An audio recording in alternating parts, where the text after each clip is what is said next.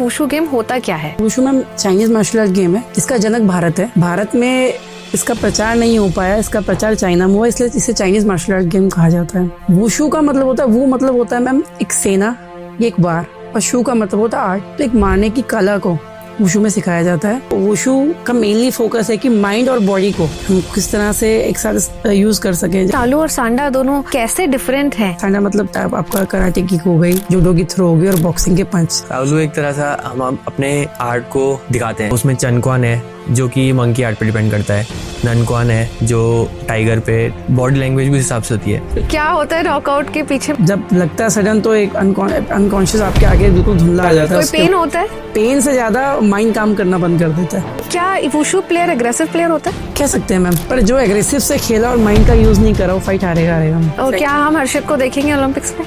बिल्कुल मैम। जैसा national game में हमें फैसिलिटीज मिली है, अगर वही फैसिलिटीज कंटिन्यू रहेगी तो डेफिनेटली श्योर कि हम ये मेडल डबल कर देंगे।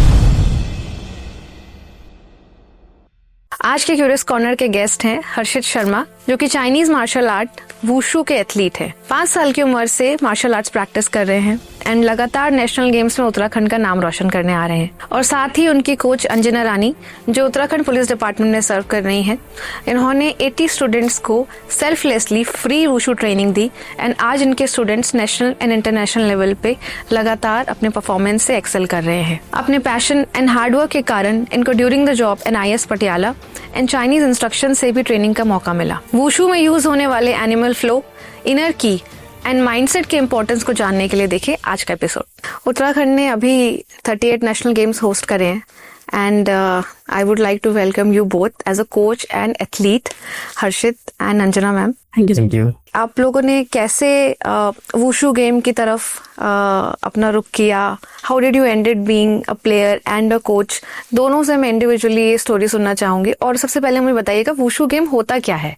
फर्स्ट ऑफ ऑल पहले मैं थैंक यू बोलना चाहूंगी आपका कि आपने हम लोगों को इनवाइट करा ताकि अपने गेम के बारे में बता सकें आपको और वुशु के बारे में आप जानना चाहें। वुशु में चाइनीज मार्शल आर्ट गेम है जिसका जनक भारत है। भारत में इसका प्रचार नहीं हो पाया, इसका प्रचार चाइना में हुआ, इसलिए इसे चाइनीज मार्शल आर्ट गेम कहा जाता है।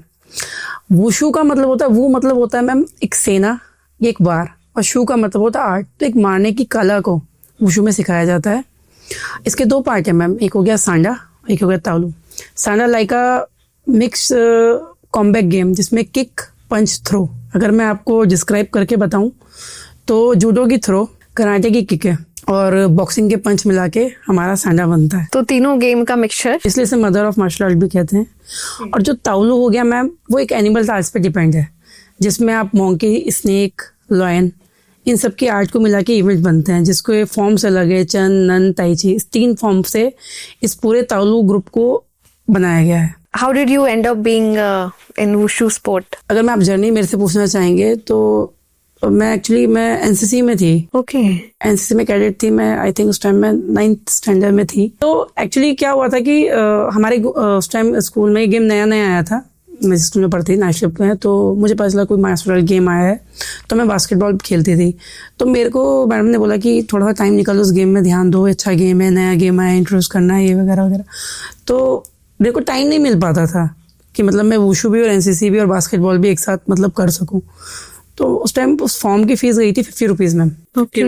तो मेरे फादर की सैलरी उस टाइम 850 रुपीज थी। तो मेरे माइंड में वही था, यार मैं 50 रुपीज मेरे फादर ने उसके लिए दिए हैं तो मुझे उसे जाके ज्वाइन तो करना है, चाहे मैं मंथ में उसे 15 डेज ही करूँ। तो लाइक मैं स्टार्ट टाइम हमारे कोच आए हुए थे हैदराबाद से, मिस्टर इमरान खान। तो मैंने वहाँ से वुशु स्टार्ट करा, धीरे धीरे स्कूल लेवल पे खेला, उसके बाद नेशनल के लिए सिलेक्शन हुआ। मैं जूनियर्स में मैंने सीनियर खेला जाके, तो स्टार्टिंग बहुत पिटे भी। कॉम्बैट स्पोर्ट है।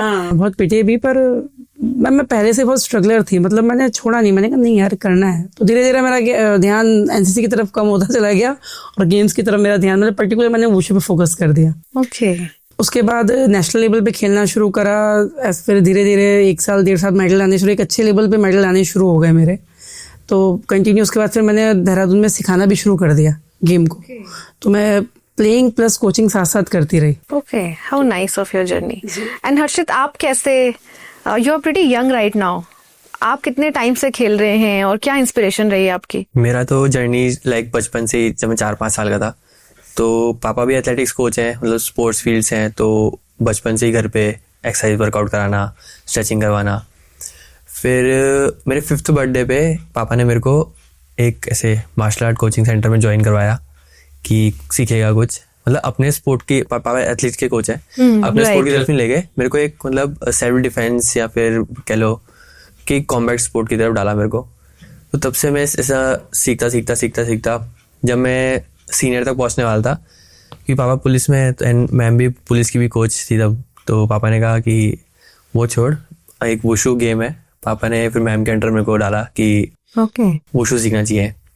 तो तब से मैम ही मेरे को गाइड कर रही है क्या करना चाहिए क्या नहीं करना चाहिए। लाइक पहले मैं सांडा खेलने आया था एंड मैम ने मेरे को बोला कि तू तावलू अच्छा करेगा। तो फिर मैं तावलू सीखना शुरू किया। फिर बीच में मेरे को फिर कीड़ा काटा कि मैं सांडा खेलूंगा। मैंने स्टेट में खेला भी। अच्छा। फाइनल फाइट, मतलब मैं 3 फाइट जीत गया था, फाइनल फाइट हार गया मैं। अगर मैं वो जीत जाता तो मैं अभी सांडा ही खेल रहा था शायद, क्योंकि फिर मैं नेशनल खेलने जाता। राइट। देन मैम ने कहा कि तू सांडा मत खेल, तू तावलू अच्छा खेलेगा। फिर 2021 में पहला सीनियर नेशनल मेडल पड़ा मेरा एंड फिर जर्नी बढ़ती गई। तो लास्ट ईयर गोवा में जब नेशनल गेम थे, 37th नेशनल गेम, तो उसमें मेरा ब्रॉन्ज मेडल पड़ा। मैम का बहुत सपोर्ट है, मतलब पापा और मैम ना मतलब मेरे पीछे से बात करते रहते हैं कि ये नहीं करेगा, इसको तावलू करना चाहिए। मैं बीच पापा बोलता हूँ सांडा खेल लेता हूँ, फाइट करनी है मेरे को, मन करता है ना। हाँ राइट, एरेना तो देखने में मजा आता है। पापा और मैम पीछे बात करते रहते हैं कि नहीं ये तावलू में रहेगा। And you should always listen to your coach, because इस बार देखो आपका मेडल अगेन। जो कोच बोल रही है वही करना है, उसके अंडर है तू, कि उसको ज्यादा पता है, देखो इतना नहीं पता है। जहाँ पे तेरा मतलब फोकस है वहीं रखा भी। And do you see a progress? हाँ मतलब बहुत। अभी एरेना गेम खेल रहे होते तो पता नहीं क्या होता, पर लास्ट ईयर जैसे मेडल आया उसके बाद जॉब लगी तो फिर मतलब फिर मेरे को और मोटिवेशन मिली कि नहीं मैं इसमें और अच्छा कर सकता हूँ। आपने मैम बताया कि चाइनीज मार्शल आर्ट है ये, बट इसका ओरिजिन इंडिया में हुआ है। इसके बारे में थोड़ा सा और बताइए, बिकॉज मुझे तो ऐसा लगता है कि चाइनीज आर्ट फॉर्म है और इंडिया में कैसे ओरिजिन हुआ है ये कुछ समझ में नहीं आया। मैम एक्चुअली जो बौद्ध धर्म लोग थे उन्होंने उसको इंडिया में शुरू करा, मंदिरों में डाकुओं से फाइट करने के लिए, जैसे चोरी के लिए एज अ सेल्फ डिफेंस। तो जब इसको यहाँ पे इन्होंने बनाया तो जैसे हमारे ऋषि मुनि लोग जैसे तप वगैरह करते थे, तो जैसे बाहर से लोग आके डिस्टर्ब करना, ये सब मतलब एक रीजन है इसका एक ना। तो उन्होंने जो यहाँ के हमारे गुरु लोग थे उनको वहां बुलवाया, उनसे पूरी कला आर्ट कैच करी। उसके बाद जो अच्छे से उसे प्रचार करना हुआ ना, वो उन्होंने वहां से शुरू करा। पहले 1949 में उन्होंने 1949 में एज अ चाइना में इसे इंट्रोड्यूस कराना हुआ ना, इस टाइप से इसको शुरू करा। प्रॉपर गेम के उसमें 1970 में चाइना से प्रॉपर स्टार्ट करा और इंडिया में 1989 में वापस हमारी चीज को हमारे पास आने में 89 हो गया। ओके। तो हमारे यहीं से स्टार्ट हुआ है और आज हम बात कर रहे हैं कि चाइनीज आर्ट फॉर्म है ये, बट एक्चुअल में it is a martial art जिसमें 3 गेम्स आपने बोले, बॉक्सिंग, रेसलिंग, कराटे जी। इन तीनों का ये मिक्सचर है, इसलिए वुशु उसको बोला जाता है। वुशु मैम क्या इनर स्पिरिचुअल कोई इसमें कनेक्शन है? क्या थॉट प्रोसेस होता है? क्योंकि आपने बोला कि बौद्ध धर्म से ये स्टार्ट हुआ है, तो आई एम श्योर इसमें स्पिरिचुअल कनेक्शन थोड़ा होगा। बिल्कुल मैम, आध्यात्मिक तरीके से देखा जाए तो वुशु का मेनली फोकस है कि माइंड और बॉडी को हम किस तरह से एक साथ यूज कर सकें। जैसे आप सांडा के तरफ जाएं, अगर तावलू की तरफ जाएं, तावलू में हमारा एक इवेंट होता है ताइची। ताइची को बोलते हैं ची पावर, चाइनीज लैंग्वेज में अगर बोला जाए तो ची पावर। अंदर से एनर्जी जनरेट होती है, जिससे मतलब लाइक योगा भी कह सकते हैं, ध्यान केंद्रित करता है हमारी बॉडी में। चाइना में ताइची को कैंसर के लिए यूज किया जाता है मैम। तो इसमें बेसिकली ब्रीथ इनहेल और एक्सेल की से करके इस इवेंट को करा जाता है। दूसरी लैंग्वेज में इसे ताइची योगा भी कहते हैं। ओके। हाँ, तो इंटरेस्टिंग। हाँ, तो इसमें प्रॉपर हमें अपनी ब्रीथिंग को और अपनी बॉडी को एक साथ कैसे कंट्रोल करना है, कैसे काम करना है, इस पे भी वर्क किया जाता है। और do you actually channelize the inner energy? मतलब मैम ने जो मुझे एक्सप्लेन करा, एज ए एथलीट क्या आप एक्चुअल में इसको परस्यू करते हैं? जैसे हमारा तावलू होता है उसमें हमारा बॉडी का मसल माइंड कनेक्शन बहुत जरूरी होता है। जैसे हम कुछ भी जंप कर रहे हैं, कोई नॉर्मल इंसान जंप करेगा तो मतलब लैंड होगा तो उसके पैर हिलेंगे, एंड हम जैसे अपना इवेंट प्रैक्टिस कर रहे हैं, उसके अलावा हम मेडिटेट करते हुए अपने माइंड में अपना उस इवेंट को प्रैक्टिस करते रहते हैं, 10 बार 12 बार मतलब करते रहते लगातार। मतलब जितना हम फिजिकली प्रैक्टिस कर रहे हैं उससे ज़्यादा हम माइंड में आप उसको रिकॉल करते रहते हैं, मेडिटेट करते हुए। जैसे 10-15 मिनट हमने प्रैक्टिस के बाद अपने आप को दिए कि हम मेडिटेट कर रहे हैं, हम इवेंट को कैसे करना है। तो जंप से पहले हम बिल्कुल सोच के कि हम इतना डिग्री हम घूमेंगे एंड ऐसे हमें लैंड करना है। तो वो मसल माइंड कनेक्शन मतलब उससे बहुत चीज़ें होती है। तो क्या ट्रेनिंग का पार्ट, क्या गेम वुशु सीखता है जो इंसान, एक स्पोर्ट्समैन, वो मेडिटेट करना भी सीखता है या इनर एनर्जी चैनलाइज करना सीखता है? Is it a part of the game? Actually meditation भी एक पार्ट है वुशु का। जैसे मैं ताउलू की तरफ लेके सांडा की तरफ ले जाऊं तो हम कॉम्बिनेशन टेक्निक कराते हैं प्लेयर्स को।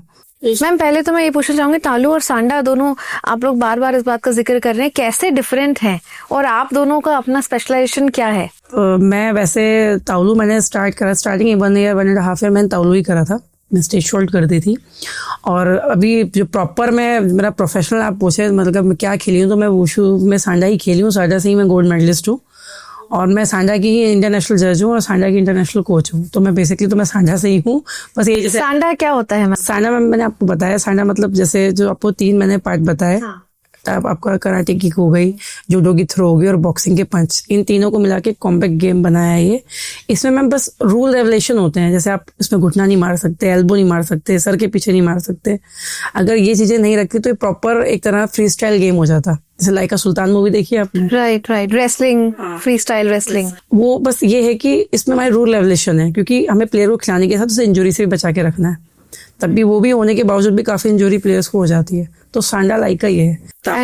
ताउलू मैम, ताउलू में चाहूंगी हर्षित बताए आपको अच्छे से एज अ प्लेयर प्लीज। ताउलू एक तरह से हम अपने आर्ट को दिखाते हैं, जैसे प्रेजेंट करते हैं। एनिमल आर्ट पे है तो उसमें चनक्वान है जो कि मंकी आर्ट पे डिपेंड करता है, ननक्वान है जो टाइगर पे, टाइगर फ्लो, एनिमल फ्लो है बेसिकली। मतलब टाइगर अपने शिकार कर रहा है, टाइगर मूव करता है, उस हिसाब से मतलब बॉडी लैंग्वेज भी उस हिसाब से होती है। जो चन के प्लेयर्स होंगे वो आपको पतले दिखेंगे, बिल्कुल फ्लेक्सिबल वगैरह, एंड जो नन के प्लेयर्स होंगे वो थोड़ा मतलब हैवी दिखेंगे आपको। उनके बाइसेप्स वगैरह दिखने चाहिए। इस हिसाब से हमारी ड्रेस भी डिजाइन होती है। तो बॉडी लैंग्वेज में भी दिखना चाहिए, बॉडी में दिखना चाहिए ये।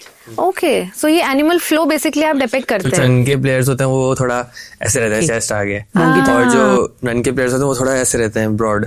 उनकी ड्रेस भी हमारी चेंज होती है, जैसे नन की जो ड्रेस रहती है वो हाफ स्लीव्स मतलब बिल्कुल यहाँ तक, और जो चन की ड्रेस रहती है वो यहाँ तक रहती है।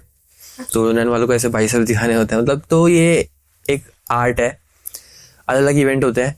जैसे अगर सब जूनियर से लेके चले तो उनका फिक्स रहता है कि सब बच्चों को मतलब ऐसे ऐसे करना है, और सीनियर में आते आते ऑप्शनल में आते हैं हम अपना इवेंट खुद तैयार करते हैं। ओके, मतलब अपने स्टेप्स, हमें कंपलसरी मूवमेंट्स होते हैं कि जो ऐड करने होते हैं, जंप्स होती हैं जो हमें ऐड करनी होती है, एंड पूरा जो मतलब हम दिखा रहे हैं क्वालिटिव मूवमेंट्स वो हमें सब में दिखाना होता है ताउलू में। तो बेसिकली ये प्रेजेंटेशन है एनिमल फ्लो का, डेमोन्स्ट्रेशन। मतलब एक एनिमल या जानवर किस तरीके से अपने शिकार का वार करता है या अपने को किस तरीके से बचाता है, उसी आर्ट से एक मतलब हम लोगों जैसे हम ह्यूमन ने अपने लाइफ में कैसे उससे सेल्फ डिफेंस सीखा है। जैसे चाइना में आप मूवीज में देखते होंगे ma'am. Right, wow, very interesting. कोई मूवी इस तरह की जिससे हम कोरिलेट कर सकते हैं? मैंने आपको बताया तो मैम, आपकी मंकी किंग बहुत अच्छी मूवी है। उसमें तो प्रॉपर, बल्कि हर्षित का इवेंट भी है उसमें। Oh nice. उसमें सारे इवेंट्स लगभग, एक ताइची इवेंट जो मैं आपको बता रही हूँ उसको बिल्कुल काम दिखेगा आपको, पर उसमें इतनी ची पावर होती है कि जो उसका एक स्टेप आप सामने वाले के मारेंगे तो वो इंटरनल तक हर्ट कर जाता है। वो पुश कर देता है बहुत तेज। तो क्या ये एक्चुअल में होता है जो हम देखते हैं ची और ये इनर एनर्जी, इतनी स्ट्रेंथ आती है कि आप सामने वाले को इस तरह से पुश कर सकते हैं और अपने को डिफेंड कर सकते हैं, ये एक्चुअल में पॉसिबल है, वर्किंग है, और आज भी मतलब प्लेयर्स इसको खेल रहे हैं, डेमोन्स्ट्रेट कर रहे हैं। This is very interesting to know. और क्या फिजिकल टेक्निक्स होते हैं? मैम फिजिकल टेक्निक्स में आप अगर स्पेसिफिक को हटा दें और वैसे फिटनेस पे जाएं। मैं सांडा की अगर बात करूं, हाँ, तो मैम इसमें मोटर एबिलिटीज होती हैं हमारी, जैसे स्ट्रेंथ हो गया, पावर हो गया, इंडोरेंस हो गया, और आपकी एजिलिटी हो गई। ये चीजें हो जिसको मिलके हम एक सांडा प्लेयर तैयार करते हैं। तो इस पे वर्क करना पड़ता है हम day by day. Talent identify करना पड़ता है प्लेयर का, फिर उसको हमें स्टैंडर्ड में डालना है, ताउलू में डालना है, वो देखना पड़ता है। उसका फिटनेस लेवल को इस लेवल तक लाना पड़ता है कि स्पेसिफिक में, क्योंकि कोई भी प्लेयर हम पे आता है तो हम उसको स्टार्टिंग सीधा गेम में नहीं डालते, पहले उसका एक फिटनेस लेवल वहां तक ले जाते हैं। जैसे मैंने आपको बताया था, मारने से ज्यादा मार खाना भी सीखना पड़ता है। करेक्ट। एंड तालू की बात करें अगर हर्षित, तो क्या एनर्जीज, क्या स्ट्रेंथ होना चाहिए, क्या बॉडी लैंग्वेज होनी चाहिए एक प्लेयर की? ताउलू में सबसे पहले तो मतलब ऐसे जैसे मैंने बताया कि स्टार्टिंग में हम एकदम सिखाने नहीं लाते, पहले उस लेवल का फिटनेस। ताउलू में स्ट्रेचिंग बहुत जरूरी है, फ्लेक्सिबिलिटी बहुत जरूरी है। तो कोचेस क्या करते हैं, पहले लेग स्प्लिट पूरा स्ट्रेचिंग कराते हैं। बेसिक है वो तो, मिनिमम रिक्वायरमेंट है। मिनिमम रिक्वायरमेंट डेंजर वही है। सबसे दर्दनाक हिस्सा वही है, स्पेशली फॉर मेन। एक ताउलू प्लेयर के सबसे दर्दनाक हिस्सा वही है, अगर आप ताउलू सीख रहे हो तो ताउलू अगर आप मतलब जैसे उसमें हम लेग्स की स्ट्रेंथनिंग बहुत जरूरी है, पूरी बॉडी की फ्लेक्सिबिलिटी बहुत जरूरी है। तो हम मेन फोकस करते हैं कोर पे, अपने लेग्स पे और अपने फ्लेक्सिबिलिटी पे। एंड कैसे चूज करते हैं मैम प्लेयर को? आपने बोला कि हम प्लेयर आइडेंटिफाई करना is very important aspect of the game. Ma'am depend करता है किस एज में प्लेयर हमारे पास आ रहा है। अगर वो एक सब जूनियर की एज पे आ रहा है तो कुछ टाइम तो उसे बेसिक्स गेम्स में डाल के रखते हैं। And what is the right age जिसमें प्लेयर खेलना चाहिए गेम? मैम 7 to 8 ईयर्स से हम प्लेयर्स को लेना शुरू कर देते हैं। ओके। ये कहते हैं ना कि अच्छे लेवल का प्लेयर, ओलंपिक लेवल का, एशियन लेवल का प्लेयर अगर बना तो इस उम्र से मैं बच्चा चाहिए अपने पास। 7 to 8 ईयर्स से एक प्लेयर को हम ले लेते हैं, उसका टैलेंट आइडेंटिफाई करते हैं कि भाई किसी ना किसी गेम में डालते हैं। मतलब जरूरी से फुटबॉल भी खिला रहे हैं, वॉलीबॉल भी खिला रहे हैं, मतलब एक तरह से उसका एक मतलब बच्चे को एक जगह पे इकट्ठा करना, आप समझ लो छोटे बच्चे को डायरेक्ट गेम में डालना नहीं, एनर्जी चैनलाइज कर रहे हैं। राइट। तो इस तरीके से करते हैं। उसके बाद उसे 1-1.5 साल गेम में हो जाता है, उसके बाद हम उसे फिर ट्रेनिंग में डालना शुरू करते हैं, जो मैंने आपको मोटिवेबिलिटी बारे, उससे हम फिर टैलेंट आइडेंटिफाई करते हैं कि एक्चुअल बॉडी लैंग्वेज से हमें पता चल जाता है। अब कोई लंबा प्लेयर है, उसके लेग्स अच्छे हैं, जैसे हर्षित का आपने एग्जांपल दिया कि आपको लगा कि सांडा से ज्यादा ये टॉलू में बेटर करेंगे, and he is in fact doing better. मुझे अपने बच्चे को आज वुशु में खिलाना है, या किसी भी पेरेंट को अगर खिलाना है, तो पहले तो आपने बताया कि 7 से 8 साल इज द राइट टाइम कि आपको इंट्रोड्यूस करना चाहिए। एंड फिर आपको आइडेंटिफाई करने में थोड़ा टाइम और लगेगा कि सांडा या तालू में से किस जोन में उसको जाना चाहिए। इसके बाद एक प्लेयर को अपने आप को ग्लोबल प्लेयर देखने में कितना टाइम लग जाता है? मैम एक तरह से एक ना स्टेयर है, लाइक अ सीढ़ी।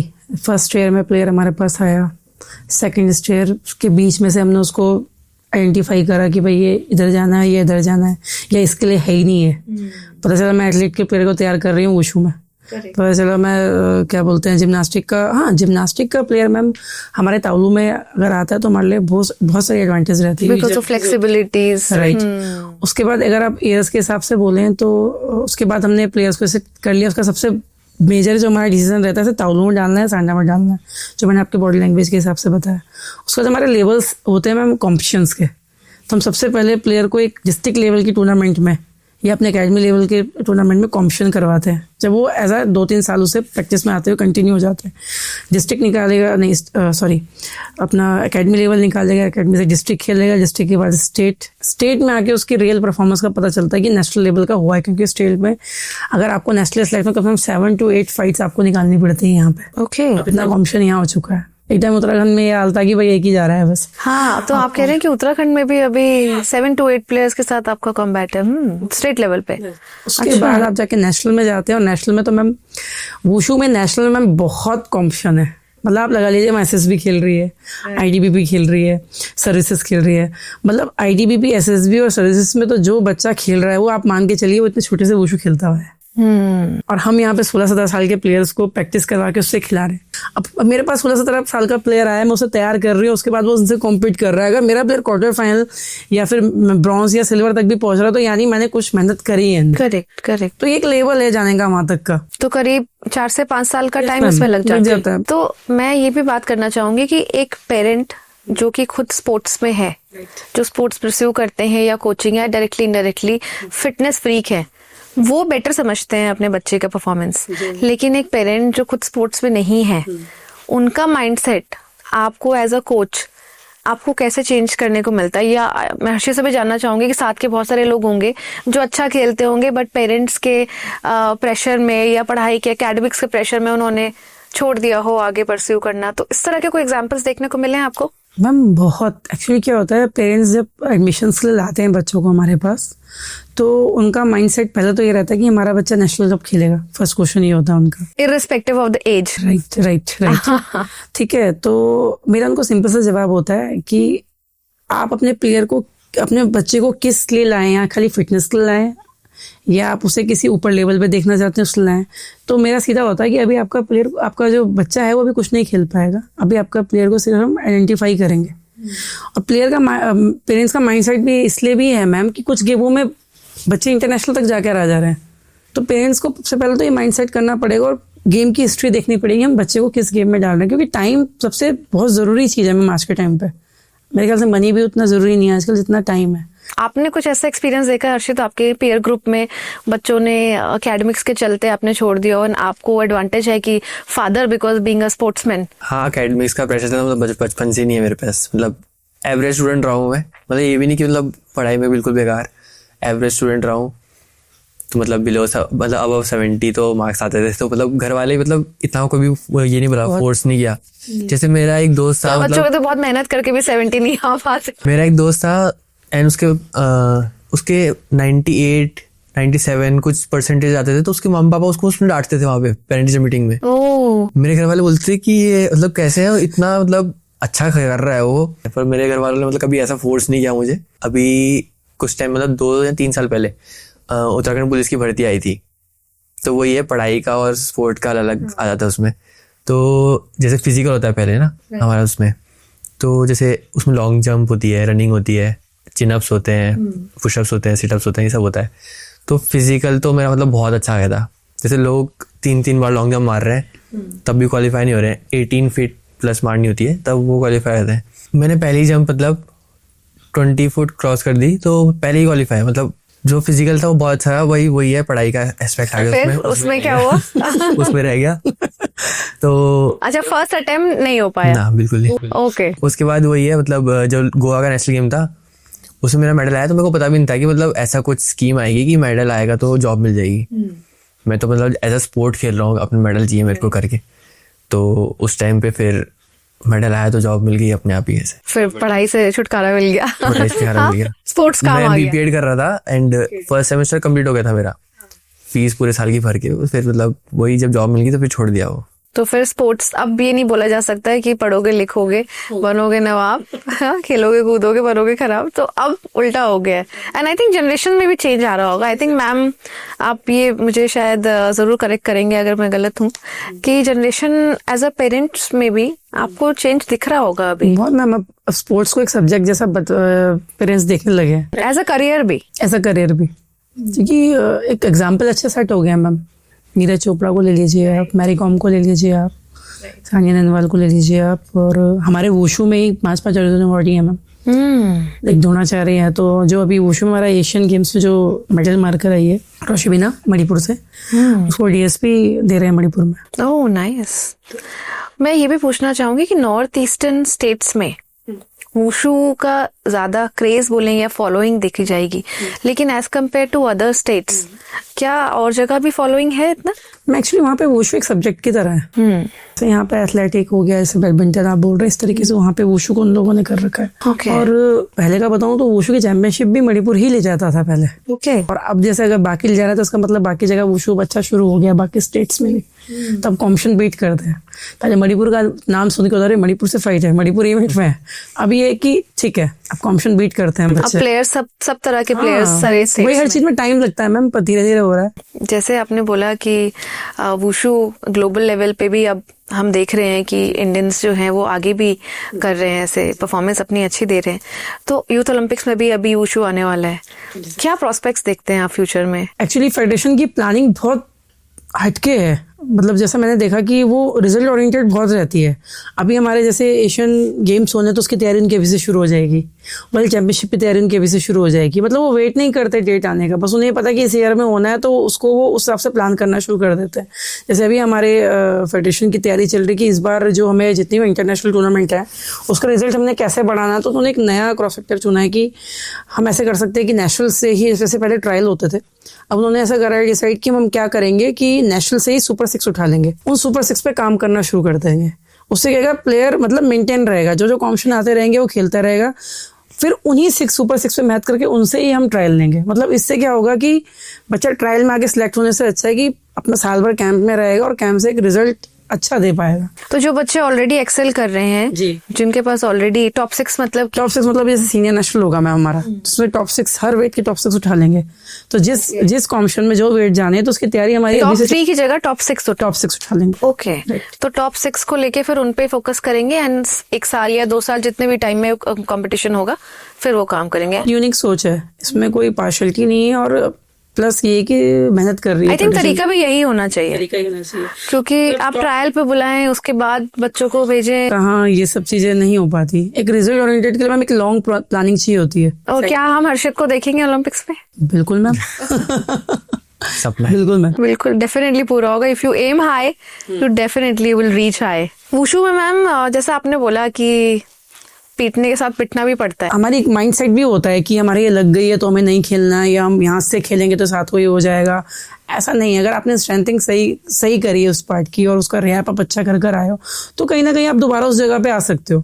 मेरे कई अच्छे इंडिया प्लेयर्स भी हैं मैम जो मतलब लिगामेंट की जिनकी सर्जरी हो चुकी है उसके बाद भी वो खेल रहे हैं। कि नॉकआउट जो है वो कुछ सेकंड्स का होता है और जो बाकी इंजरीज हैं ये लॉन्ग टर्म होती है, रिहैब लंबा इसमें चलता है।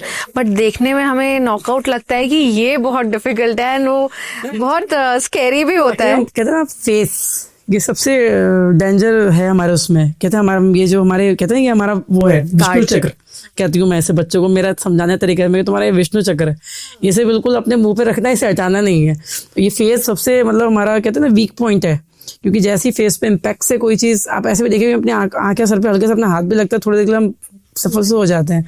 तो वो 1 सेकंड के लिए जैसे ही आगे हमारे फेस पे लगता है तो सबसे मेरे को खुद नॉकआउट हो चुकी हूँ मैं, तो मुझे पता है क्या होता है। तो थोड़ी देर के लिए आप मतलब राइट नाउ आप बिल्कुल आपकी आंखों के आगे धुंधला आ जाएगा और कुछ सेकंड के लिए आप बिल्कुल बेहोश हो जाएंगे।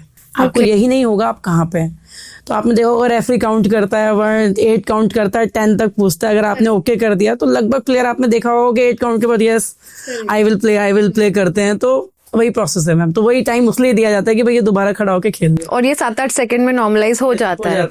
क्या होता है नॉकआउट के पीछे, मतलब जैसे आपने बोला अभी नॉकआउट हुई हो मैम, जब लगता है सडन तो एक अनकॉन्शियस आपके आगे बिल्कुल धुंधला आ जाता है। कोई पेन होता है? पेन से ज्यादा माइंड काम करना बंद कर देता है। पेन तो उसके बाद पता चलता है मैम, जब आप खड़े होते हैं ना, जब फाइट करके चले जाते हैं तब पेन पता चलता है, उस टाइम नहीं चलता। अच्छा, उस टाइम तो जो लॉन्ग वैसी चोटें लगी होती है एल्बो की या नी की, ये उस टाइम पता चलती है कि भाई टूट गई या ये हो गया। उसमें तो सिर्फ अभी हो जाओ। अच्छा, आप नॉकआउट हुए या किसी को नॉकआउट किए? एक बार हुआ हूँ, करा भी है और हुआ भी हूँ। ओके, जो मैं बता रहा था ना कि बीच में मैंने खेला था, जब फाइनल फाइट हारा था मैं, तो नॉकआउट ही हुआ था। मेरे दोस्त ने सजेस्ट भी किया था, मतलब पहली फाइट में मेरे शिन में चोट लगी थी। मतलब मैंने किक मारी एंड सामने वाले का घुटना लगा तो शिन में बहुत पेन हो रहा था। देन सेकंड फाइट में शिन पैड पहन के खेला कि मेरे चोट ना लगे एंड किक में इम्पैक्ट नहीं आ रहा था मेरी। तो जब फाइनल फाइट थी मैंने सोचा उतार के खेलता हूँ ना, क्या जाएगा। तो किक 2 मारी 1-2 तो उसमें बहुत पेन हुआ। अब वहाँ पेन अलग हो रहा है और फिर एक पंच लगा और फिर मैं अनकॉन्शियस, मतलब मैं भी नॉकआउट। और क्या आपका क्या हुआ था? वही अगेन जैसे मैम ने बोला कि कुछ फील नहीं होता, ब्लैकआउट हो जाता है एंड रेफरी काउंट तक आप होश में ढंग से were you able to get up by 10 counts? नहीं हुआ था और फिर नॉकआउट। ये भी तो बहुत डिफिकल्ट है 10 काउंट्स में। कई लोग मैंने देखा है जो मतलब वो खड़े तो हो जाते हैं पर देन उसके बाद भी वो कई बार गिव अप कर देते हैं कि हाँ अब नहीं हो रहा है। डिपेंड करता है इम्पैक्ट कैसा है, इम्पैक्ट पे। एंड कुछ नॉकआउट प्लेयर्स तो फिर मतलब हॉस्पिटल में उनको जाना होता है, इमीडिएट मेडिकल अटेंशन भी चाहिए होती है।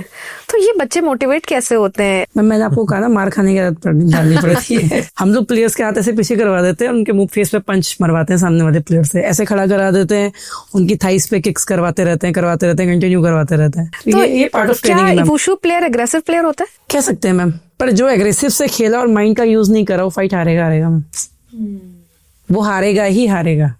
अगर आप ऊपर गए, आप एक रोड फाइट की तरह आपने ऊपर जाके खेलना शुरू कर दिया तो मुश्किल से 30 या 40 सेकंड आप खेल पाएंगे, क्योंकि सामने वाला तो पूरा बैलेंस कर आया ना कि उसका 1 आएगा तो मैंने ऐसे उसे काउंटर अटैक लेना है, उसने अगर किक मारी तो मुझे कौन सा काउंटर अटैक लेना है, उसका माइंड सेट है। और आप गुस्से में दपड़ खेल रहे हो तो आप 30 सेकंड में नहीं खेल पाओगे। As a personality, as a sportsman क्या चेंजेस आपको लगते हैं? क्योंकि आप बहुत सारे स्पोर्ट खेल चुके हो, स्पोर्ट्समैनशिप तो डेफिनेटली आती है कि जैसे हम इनर एनर्जी की बात करते हैं, डू यू सी योरसेल्फ मोर काम और मोर एनर्जेटिक, अग्रेसिव, इस तरह से कुछ चेंजेस हुए हैं एनर्जी लेवल्स में?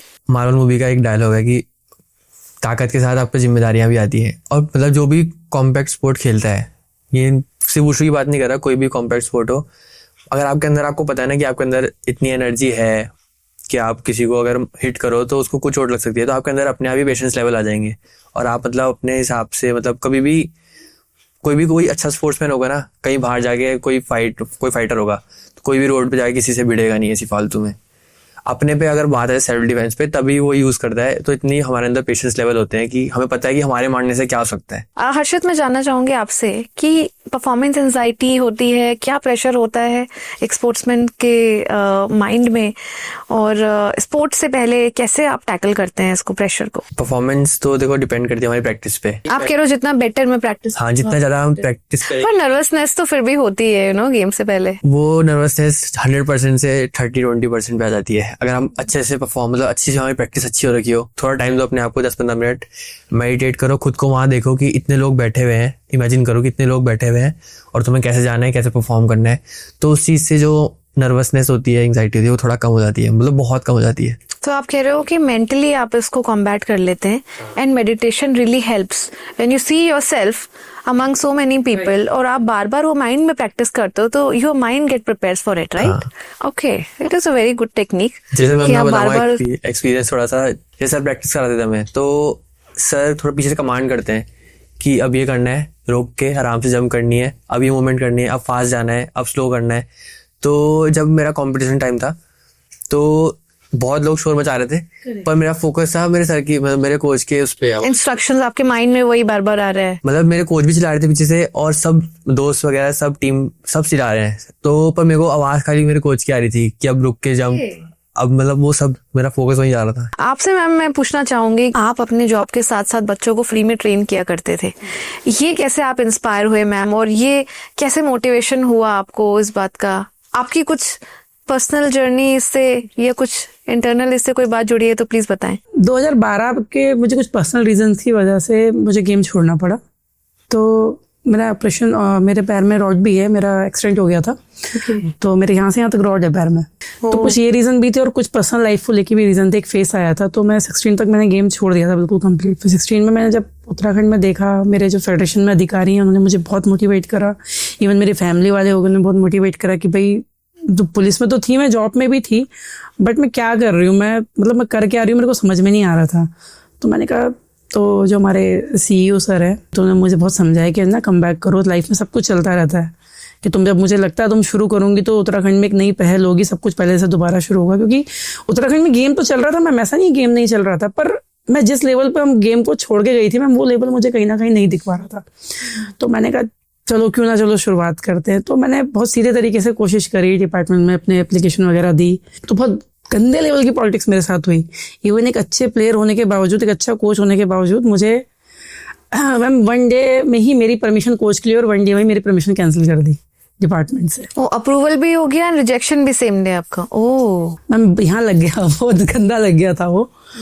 तो मैंने यमुना कॉलोनी में 1-2 अधिकारियों के पास गई, मैंने उनसे एक हॉल मांगा प्रैक्टिस के लिए। मैंने कहा सर मुझे प्रैक्टिस करानी है, मुझे फ्री प्रैक्टिस करानी है। मेरे ड्यूटी के आवर होते थे 8 बजे से लेकर 12 बजे तक, मैं CPU में थी उस टाइम। उसके बाद 4 बजे से 8 बजे तक। तो मॉर्निंग सुबह 5:30 बजे मैं प्रैक्टिस करवाती थी, 5:30 से 7 बजे तक प्रैक्टिस कराती थी। उसके बाद मैं ड्यूटी जाती थी, उसके बाद 8 से 12 ड्यूटी, उसके बाद 4 बजे से लेकर 6:30-7 बजे तक। उसके बाद फिर मैं 7-7:30 बजे आके फिर प्रैक्टिस करवाती थी बच्चों को। ऐसा करके मैंने 80 प्लेयर्स तैयार करे यहाँ पे। वाओ। और कितना टाइम आपने किया ये? मैम ये 1 ईयर। 1 year, wow. तो ये जो सब हुआ था 16 में हुआ था मेरे साथ। फिर 17 में मैंने स्टेट ऑर्गेनाइज करा, तो उसमें हमारे अधिकारी, जो हमारे DGP भी रिटायर हुए हैं, अशोक कुमार सर, वो आए, उन्होंने देखा मेरा काम देखा, तो उन्होंने मुझे NIS के लिए मुझे परमिटेड कर दिया डिप्लोमा में। 1 ईयर डिप्लोमा के लिए भेजा उन्होंने मुझे कि तुम्हारे में है ना, तुम जाओ। एंड वहां भी आपने टॉप किया है? वहाँ मैंने मैम टॉप करा तो जितने पॉलिटिक्स करने वाले थे सबके मुंह में टेप लग गया। मेरे आने से पहले मेरे को एज अ कोच यहाँ पे अपॉइंट कर दिया गया। मतलब जिस तरीके से मुझे वापस भेजा गया था, बहुत इज्जत के साथ में वापस आई। Wow, what a story. मतलब मैंने किसी पॉलिटिक्स करके उस चीज का जवाब नहीं दिया, मैंने करके दिखाया कि मैं डिजर्व करती हूँ उस चीज के लिए।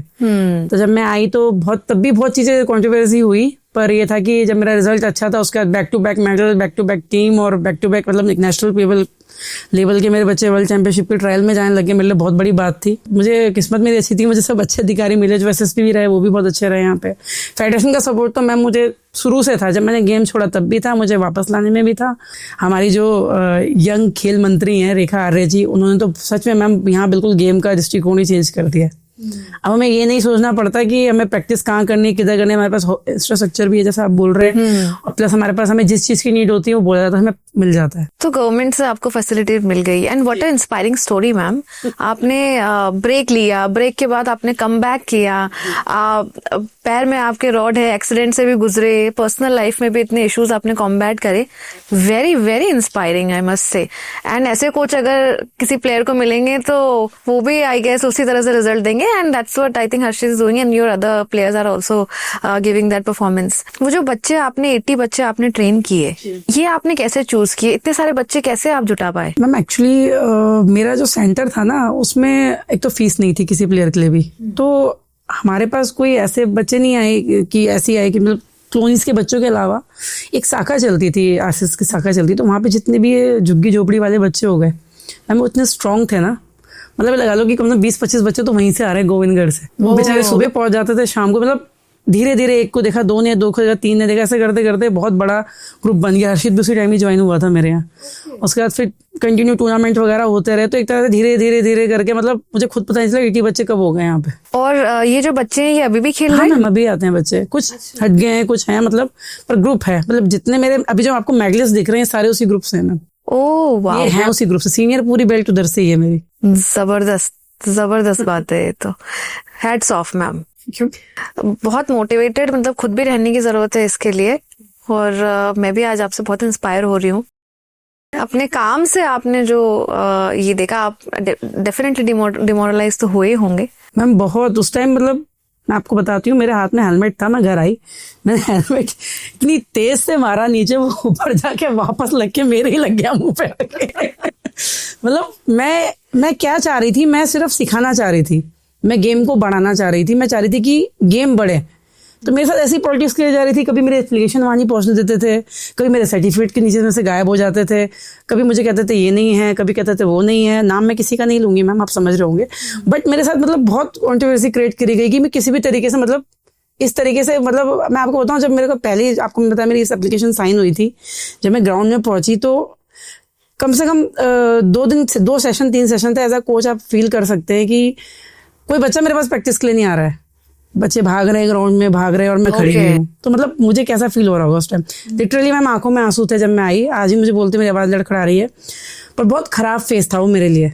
मैं मतलब जिस दिन मैं सुबह प्रैक्टिस में जाना था, मैं एक दिन पहले बड़ी एक्साइटेड थी, मैंने विसिल ली, एक्यूमेंट ली, पर्सनल पैसों से एक्यूमेंट की बात करके आई दुकान में कि भाई अभी स्टार्टिंग करनी तो ऐसे करेंगे।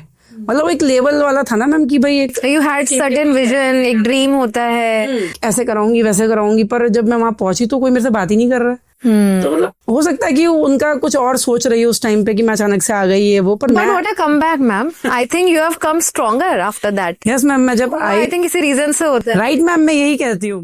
मैम स्कीम्स पे बात करना चाहूंगी थोड़ा। गवर्नमेंट के जो प्रोजेक्ट्स है, TOPS जैसे ओलंपिक्स पे है, खेलो इंडिया के हैं, ये किस तरह से ऐड करते हैं? एडवांटेज होता है स्पोर्ट्समैन को कुछ इसका? मैम अगर खेलो इंडिया की बात करें तो वुशु खेलो इंडिया में है। अभी लास्ट 2 साल से कंटिन्यू वुशु के टूर्नामेंट चल रहे हैं, जिसमें पहले 50,000 था हमारा कैश प्राइज नेशनल में, अब उसे डिवाइडेड कर दिया स्टेट लेवल में और नॉर्थ जोन लेवल पे। और हाँ, नॉर्थ जोन लेवल तो स्टेट लेवल में 5,000 से गोल्ड मेडलिस्ट का, फिर 3-2 करके। और ऐसे ही अगर हम नॉर्थ में चले जाते हैं तो ये 10 पे हो जाता है, 10-7-3 करके। और नेशनल लेवल पे 50 पे है। और उसके अलावा स्कीम्स में अगर मैं स्टेट गवर्नमेंट की तरफ लाऊं आपको, तो हमारे प्लेयर्स के लिए स्कॉलरशिप रखी गई, जैसे गोल्ड पे 3 लाख है और मेरे ख्याल से सिल्वर पे सिल्वर पे 2 है जैसे ही, और ब्रॉन्ज पे 1। ब्रॉन्ज पे 1 है। तो इससे भी स्टेट लेवल पे अच्छा, जो भी नेशनल मेडल ला रहा है उनके लिए बहुत अच्छा है। अब जैसे अभी नेशनल गेम में प्लेयर्स के लिए बहुत अच्छा, डबल कर दिया स्कॉलरशिप। Right. गोल्ड पे 12 है आपका, सिल्वर पे 8 है और ब्रॉन्ज पे 6। हाँ 6 है। डबल हो गया। तो इससे बहुत फर्क पड़ता है, क्योंकि जैसे आप बात करें जॉब वाली बात कर रहे थे बच्चे के लिए, क्योंकि स्पोर्ट्स पर्सन को सिर्फ मैम प्रैक्टिस तो हम करवा देंगे, पर डाइट आप बहुत जरूरी है। डाइट वो सिर्फ दाल चावल से पूरा होने वाला नहीं है मैम, उसके लिए हमें न्यूट्रिशन पूरे लेने बहुत जरूरी है। उसका अपना डाइट शेड्यूल हो गया, और किसी अच्छी जगह से हम सब चीज ले रहे हैं, डाइट ले रहे हैं, एक गाइडेंस की भी जरूरत है कि आप क्या खाएं। राइट। जैसे एक प्लेयर है, आज मैं देखती हूँ कि बहुत सारे प्लेयर्स का माइंडसेट है कि हमको एक मेडल आ जाए, जॉब सिक्योरिटी हो जाए, एंड वहीं करियर भी एक तरह से खत्म हो जाता है, ग्रोथ भी वहीं पे खत्म हो जाती है। हालांकि सर्विसेज भी हमें मौका देते हैं और एक्सेल करने का, बट शायद फैमिली के ऐसे प्रोस्पेक्ट्स हैं या लिमिटेशंस बोलेंगे, जिम्मेदारियां हैं। तो इस तरह के माइंडसेट जिन बच्चों के हैं, वो कैसे आप टैकल करते हैं एज अ कोच? टैकल के साथ साथ एक मैसेज भी देना चाहूंगी। फर्स्ट तो प्लेयर एक ऐसी एज में हमारे पास आ रहा है कि जब वो वैसे ही स्ट्रगल कर रहा है। अगर प्लेयर एक टाइमली एक एज में हमारे पास आ जाए तो एक पार्ट बाय पार्ट हर चीज हो सकती है। अब मेरे पास लगभग जो प्लेयर आए 16-17 की एज में आए, कम से कम 4 से 5 साल लगे हैं मुझे उन्हें एक लेवल पे पहुंचाने में। तो कहीं ना कहीं उनको ये खतरा रहता है गवर्नमेंट स्कीम्स में कि भाई इतनी एज तक की भर्ती हो सकते हैं, इतनी एज तक की जॉब लगती है। तो उस चीज में तो मैम कुछ करा नहीं जा सकता, बट ये कि उस चीज को इस तरीके से चेंज कर सकते हैं पेरेंट्स या खुद प्लेयर की, टाइमली अगर उन्हें स्पोर्ट्स लाइन में आना, टाइमली किसी गेम में पहुंचे, कि एक एज क्राइटेरिया तक उनको वो मकाम मिल जाए कि एटलीस्ट उनकी जो पैसों वाली प्रॉब्लम है एज अ जॉब से वो खत्म हो जाए। जैसे मान लीजिए वुशु ही ले लीजिए, वुशु लगभग पैरामिलिट्री फोर्सेस में सब में है, इंडियन आर्मी में है, एयरफोर्स में है, आईटीबीपी एसएसबी में, इनकम टैक्स में, इंक्लूडिंग उत्तराखंड पुलिस में, अब तो खेल विभाग में भी आ गया है।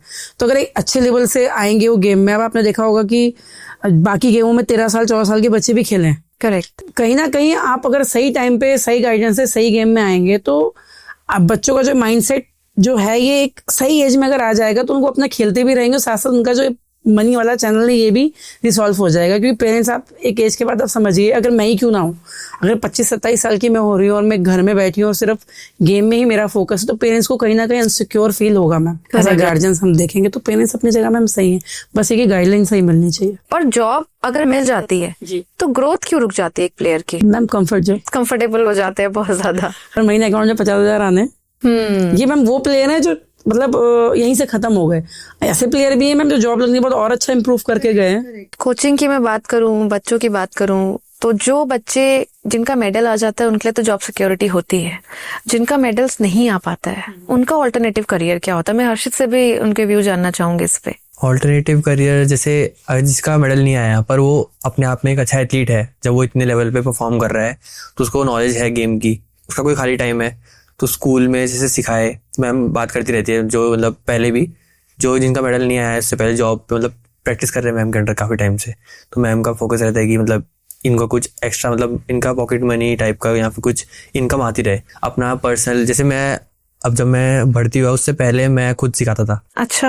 मतलब मार्शल आर्ट वगैरह मैं खुद सिखाता था। ओके। आप भी स्कूल्स में सिखाया करते थे? पर्सनल ट्रेनिंग दी है मैंने, ट्रेनिंग। और जैसे पहले से मतलब 2018 के बाद से मतलब सिखाना शुरू कर दिया था मैंने। तो पर्सनल ट्रेनिंग सिखा कर सकते हैं। पर्सनल ट्रेनिंग होगी स्कूल्स में, मैंने बताया आपको, फेडरेशन के टूर्नामेंट्स वगैरह तो उसके कैंप लगते हैं, पर उससे इनका अच्छा खासा मतलब अर्निंग हो जाती है, फाइनेंशियल सिक्योरिटी। मैंने अभी 2-3 बच्चों के नाम भेज दिया। जब जॉब, हर्षित आप बता पाएंगे कि जब जॉब आपकी लगी और जॉब से पहले जब आप प्रैक्टिस करते थे तो क्या डिफरेंस था? क्योंकि गवर्नमेंट के अंडर में अब आप काम कर रहे हैं, तो इसमें कोई एडवांटेज हुआ है या फिर सेम ही है सब चीजें? एक तरह से कह सकते हैं जॉब लगने के बाद थोड़ा और मोटिवेटेड हूँ। जब मेरी जॉब लगी तो मेरे को ड्यूटी जाना पड़ रहा था, तो प्रैक्टिस नहीं हो पा रही थी। कभी भी रात को बुला दे रहे हैं, कि फॉरेस्ट डिपार्टमेंट है, जैसे फॉरेस्ट फायर हुई गर्मी के टाइम पे तो रात को ही बुला दे रहे हैं, तो रात को अगर मैं जाऊंगा तो सुबह उठ के प्रैक्टिस जा नहीं सकता। करेक्ट। तो उस टाइम पे मैम ने भी इतनी भागा दौड़ी करी, तब परमिशन हुई कि 5 साल के लिए जो स्पोर्ट्स से हो रखे उनको खेलना है करके। तभी तो अभी ड्यूटी का प्रेशर नहीं है? अभी ड्यूटी का प्रेशर नहीं है, अभी सिर्फ प्रैक्टिस का प्रेशर है। लास्ट नेशनल गेम के बाद ही, गोवा के नेशनल गेम के बाद जब हमारा वो नॉर्थ जोन हुआ जो मैं बता रही, उसके बाद ही हमें मैट्स वगैरह प्रोवाइड हुए। उससे पहले तो ग्राउंड में भाग रहे हैं, ग्राउंड में थोड़ी बहुत प्रैक्टिस कर रहे हैं, ऐसे था। तो ग्राउंड में तो अगर आप लैंड करेंगे तो काफी इंजरी होने के चांसेस है। जैसे हमारे इवेंट में जंप्स वगैरह होती हैं और सांडा में भी थ्रो वगैरह होती है, तो अगर आप थ्रो किसी को ऐसे ग्राउंड पे लगा दोगे, चाहे भले ही ग्रास है तो, पर उसमें चोट तो लगेगी। मैट और ग्रास में बहुत फर्क रहता है, तो डिफरेंस आ जाता है इसमें। इंफ्रास्ट्रक्चर मिलेगा, फैसिलिटीज मिलेगी तो परफॉर्मेंस और ऊपर जाएगी। तो मैम एक प्लेयर जो ग्राउंड पे खेल रहा है और जो प्लेयर सर्विसेज में आने के बाद खेल रहा है, तो वहां पे परफॉर्मेंस में भी डिफरेंस आ जाता है। डिफरेंस में बहुत होता है। तो अब जो है, अब जैसे now Uttarakhand has hosted 38 national games, तो हमारे पास इंफ्रास्ट्रक्चर भी अब आ गया है। तो आने वाले टाइम में क्या हम बेटर परफॉर्मेंस देखेंगे प्लेयर के? जैसा नेशनल गेम में हमें फैसिलिटीज मिली है, अगर वही फैसिलिटीज कंटिन्यू रहेगी तो डेफिनेटली श्योर कि हम ये मेडल डबल कर देंगे। अरे वाह। एंड यूथ ओलंपिक्स में भी एंड ओलंपिक्स में भी बिल्कुल हमें मैम, फिर बिल्कुल। देखने को हमें मिलेगा। अगर इस तरह से फैसिलिटी, क्योंकि मैम एक माहौल होता है तो कोई हमारे लिए टफ नहीं है मैम ओलंपिक में मेडल लेना। बहुत अच्छा लगा मैम आपसे बात करके, इतना सेल्फलेस जर्नी आपकी रही है। हमें भी बहुत मुझे अच्छा लगा। बहुत कुछ सीखने को मिला आपसे। And Harshit, I am sure आपके लिए ऐसे कोच आपके रहेंगे तो आपके परफॉर्मेंस और बेटर रहेंगे। And you will also keep inspiring so many people. आपके जैसे यंग लोग बहुत ज्यादा आने वाले हैं अभी। एंड मेडल भी आ गया है, नेक्स्ट जो है वो गोल्ड ही आ रहे हैं। I am also eyeing on the gold for you. All the very best for you. Thank you ma'am. Thank you. तो ये था हमारा आज का एपिसोड। इसी तरह की और कॉन्वर्सेशन सुनने के लिए लाइक, शेयर एंड सब्सक्राइब।